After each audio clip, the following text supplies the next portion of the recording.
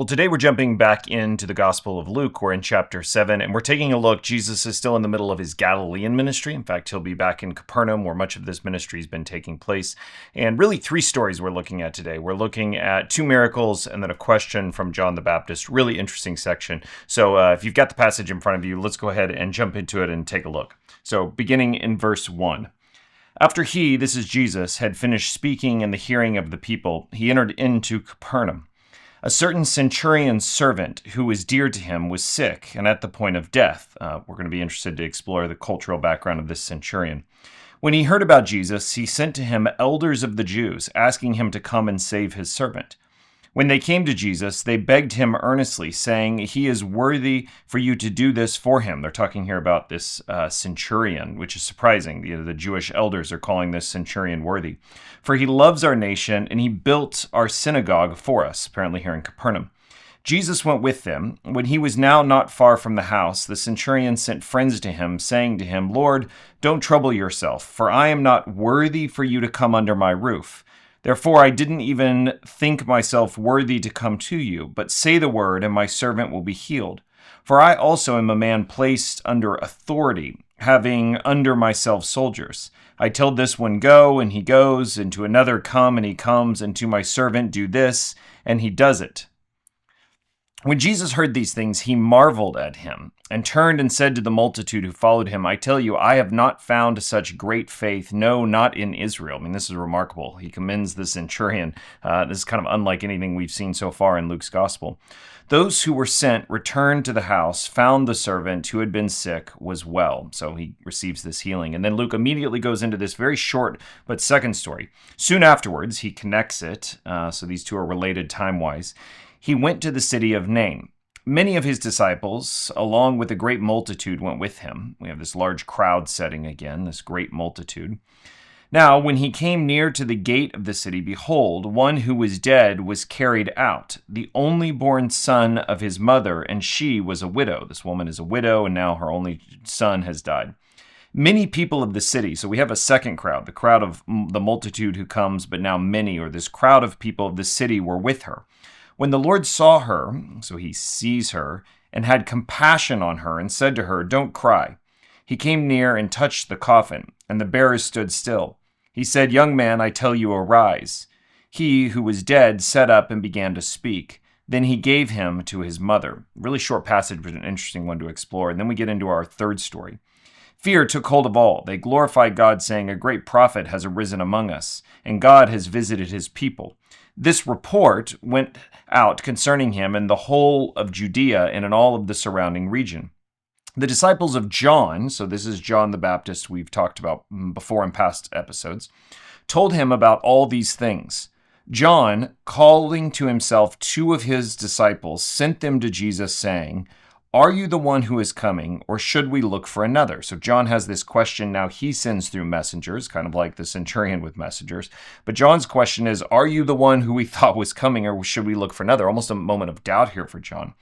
When the men had come to him, to Jesus, they said, "John the Baptizer has sent us to you, saying, 'Are you the one who comes, or should we look for another?'" Twice it's repeated, often a way of really sort of focusing our attention on this question.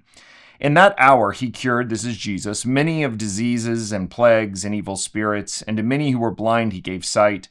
Jesus answered them, 'Go and tell John the things which you have seen and heard, that the blind receive their sight, the lame walk, the lepers are cleansed, and the deaf hear, and the dead are raised up, and the poor have good news preached to them. Blessed is he who finds no occasion for stumbling in me.'" It's kind of a reference to at the beginning of Jesus' ministry when he read from the Isaiah scroll about these very things, the captives being set free. So he really, in sort of an indirect way, answers the question, sends these disciples back to John to report what they've witnessed. When John's messengers had departed, so now Jesus turns, he began to tell the multitude, and once more a crowd, about John. So Jesus is now speaking to the crowd about John. "What did you go out into the wilderness to see? A reed shaken by the wind? But what did you go out to see? A man clothed in soft clothing? Behold, those who are gorgeously dressed and live decadently are in king's courts. But what did you go out to see? A prophet? Yes, I tell you, and much more than a prophet. This is he of whom it is written, 'Behold, I send my messenger before your face, who will prepare the way before you.'" So again, Jesus is describing John as this great prophet. For I tell you, among those who are born of women, there is not a greater prophet than John the Baptizer." Quite a statement. But then an even more interesting statement. "Yet he who is least in God's kingdom is greater than he." We'll have to spend some time unpacking what Jesus is getting into here to the crowd. "When all the people and the tax collectors heard this, they declared God to be just, having been baptized with John's baptism.